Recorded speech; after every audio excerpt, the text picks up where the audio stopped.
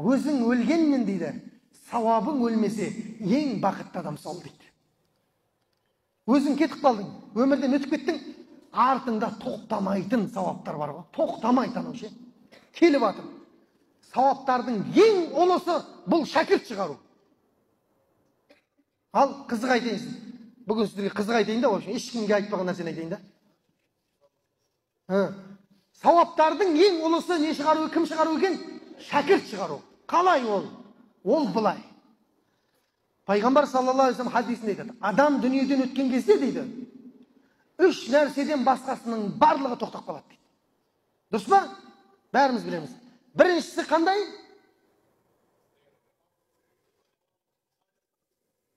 Біріншісі дейді, ізгі ұрпақ оған дұға қылатын дейді. Дүниеден өтіп кетсең де, артыңнан ұрпағың дұға қылатын болса, оның дұғасы тоқтамай барып тұрады. Ешқандай перде жоқ, екі ортада перде жоқ. Міне, 1000 теңгені ұстадыңыз, жұмаға келе жатсыз да, 1000 теңге бар қолыңызда.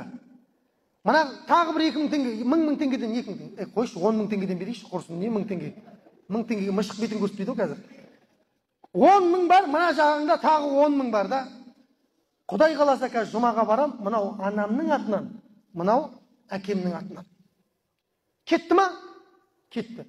Намаздан кейін Аллахумма гфирли ва ли валидайя ва лил муъминина яума якумул хисаб. Кетті. Раббым мені кешір, әке шешемді кешір, және бүкіл мұсылмандарды кешір қиямет күнінде. Ата-ананың хақысы кетті ма? Кетті. Сіз мына жақтан әке шешеңізге дұға қыла бересіз бар ғой? Дұға тоқтатпай қыла бер. Тоқтатпай деп қоямын. Бұндай бар ма? Өзі тоқтатпай дұға қылып жүргендер? Жоқ, ана туған күні болғанда ғана есіңе түседі ғой ол. Өлген күнінде есіңе түседі, туған күнінде есіңе түседі. Сосын не бар? Түс көрген кезде ең қатысы. Түсіңе кіреді ғой, жүгіріп тұрып келесің мешітте Құран оқытуға. Қараңыздар, міне, тоқтамай егер әке шешеңе дұға қыла беретін болсаң, дүниеден өтіп кеткен кезде, Алла әке шешеңнің мәртебесін пайғамбарлардың мәртебесіне дейін көтереді екен, ал керек болатын болса. Жәннатта 100 дәреже бар ғой, білесіздер. Ана 100-ге дейін апарады екен Алла тағала. Ана пенде өзі түсінбейді, неге көтеріп баратқан. Жәннатта да. Сол сұрайды ғой енді біздің, чотам, неге көтеріп барадық деген сияқты. Қатты биікке кеттік қой жәннаттың деген сияқты. Сонда Алла тағала айтады дейді, ұрпағыңның тоқтатпай үздіксіз қылған дұғасының арқасында осылай сені көтердік деп айтады. Ана қараңыздар. Әке шешең ырза болады ғой жәннатта саған. Тоқтамай үздіксіз дұға қылатын болса. Бірақ но деген бар бізде. Но деген бар. Қандай? Гарантия жоқ. Гарантия жоқ. Күніне 5 рет балаңның сен үшін дұға қылатындығына.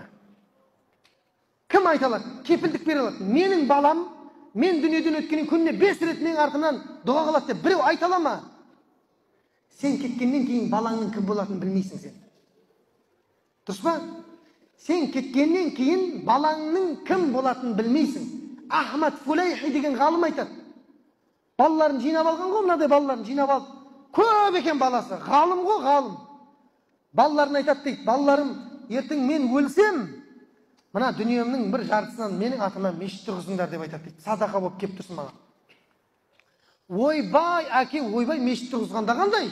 Өлтіреміз, салдырамыз, бейтіреміз деп. Ойбай, әкесінің көңілінше бәрі деп атады ғой. Сонымен бір Ахмад Фулейхи өсиетін айтады да, кешкі сабағын беруге кетеді ғой. Қасында қызметшісі бар жаңағы ғалымның. Сабақ бітеді, кешкісін құптан намазын оқиды. Сөйтіп кетіп бара жатса, ана қызметшісі шамды арт жағынан бүйтіп жағып келеді екен да. Түннің ішінде ол кезде андай көшедегідей жарықтар жоқ. Арт жағынан жағып келеді. Мынау өзінің көлеңкесіне өзі сүрініп құлайды ғой жаңағы ғалым ше. Сөйтіп орнынан атып тұрады да қызметшіге, не істеп жүрсің сен артымнан жағып? Алдымнан жақпайсың ба жарықты? Өлдік қой құлап мына. Деп айтады дейді. Сонда қызметшісі күледі дейді. Ғалым ғой анау. Қалай екен арттан жаққан деп айтады дейді. Жақсы бекен, арттан жаққан жақсы бекен? Жоқ, алдынан жағу керек. Алдыңнан жағу керек дейді.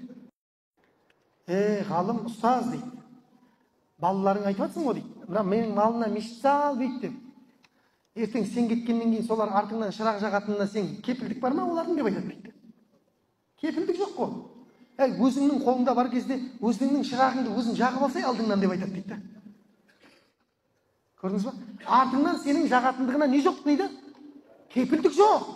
Балаңның кім болып кететінін білмейсің сен ертең. 1000 жерден қазір құя бер, балам маған дұға қыл. Bir жұмада есіне түсіп кетуі мүмкін. Бірақ не толық айта алмайсың менің балам өмірден өткеннен дұға қылады деп. Өйткені қазір өзің істеп жатқан жоқсың оны әке шешеңе. Біріншісінде демек не жоқ дейді? Кепілдік жоқ дейді ғалымдар айтады. Жақсы, екіншісі. Дұрыс айтады. Екіншісі жария садақа дейді. Жария садақа дегенде бізде былай түсінеді. Ой, сіздер біраз нәрсені алып кетейін тұрсыздар ғой. Жария садақа дегенде бізде былай түсінеді екен. Жариялап айту керек деп айтады. Мен мешіт салып жатырмын, жамағат деп. Жол салып жатырмыз мына жақта. Көріңдер бәрің. Қоя ғой айналайын. Қоя ғой. Ойбайлап, айқайлап не бәле ғой. Жария деген сөз бар ғой, бізде дұрыс аударылмайды қазақ тілінде. Садақатун жариятун деген пайғамбарымыздың сөзі бар ғой. Бұл жария деген тамып тұратын деген ғой. Жария деген бар ғой, ағушы, тамушы деген ғой. Үзілмей тың деп таңып тұратын садақаны айтады жария деп. Ана жер жаһанға атыңды шығару, айдаған бесеске ысқырғы жер жарады деген ондай емес ол. Жария деген тамып тұратын. Сен кетесің ғой. Сен кеткеннен кейінде адам ізбінен келіп тұрады да анау. Көрдіңіз бе? Енді қара. Мешіт салдың, мысалға. Дұрыс, керемет. Жәннаттан үй береді деп пайғамбар саллаллаху алейхи ва саллям. Медресе салдың, керемет. Ішінде бай шәкірттер ілім алады ертең. Дұрыс па? Жол салдың, адамдар рахатын көреді. Жарық қойдың көшеге. Адамдар батасын береді. Көп қой істейтін жария, мост, көпір. Салдың, жақсы. Заман өзгереді. Заман өзгереді.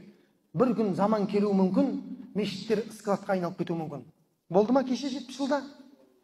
Дұрыс па? Совет үкіметінің кезінде талай мешіттер бұзылып, жердің астына кетіп қалған. Талай медреселер склад болып кеткен. Сол кезде ол кісілердің сауабы тоқтай ма, тоқтамай ма? Тоқтайды. Сен жол салдың, әкім өзгертті, келді, новый әкім сен жолыңды қиратсатта өз жол салды ғой. Сонымен сенің сауабың не істейді? Тоқтайды. Жария садақада не істейді екен демек? Bir күндері тоқтайды екен. Қашан?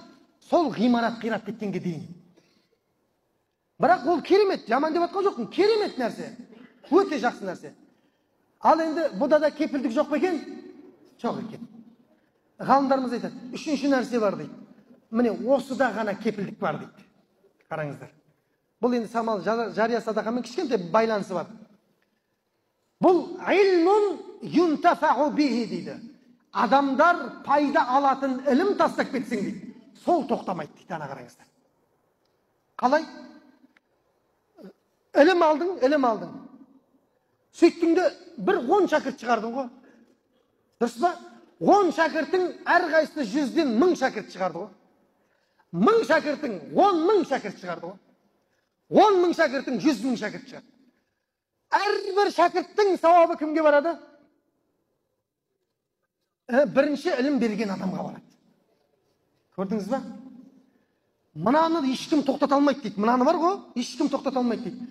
Қандай үкімет өзгерсе де, қандай заман келсе де, ешбір адамды, ғалымды ілімнен ешкім тоса алмайды дейді. Тіпті тығылып жүріп берсе де үйретіп кетеді дейді анау ше.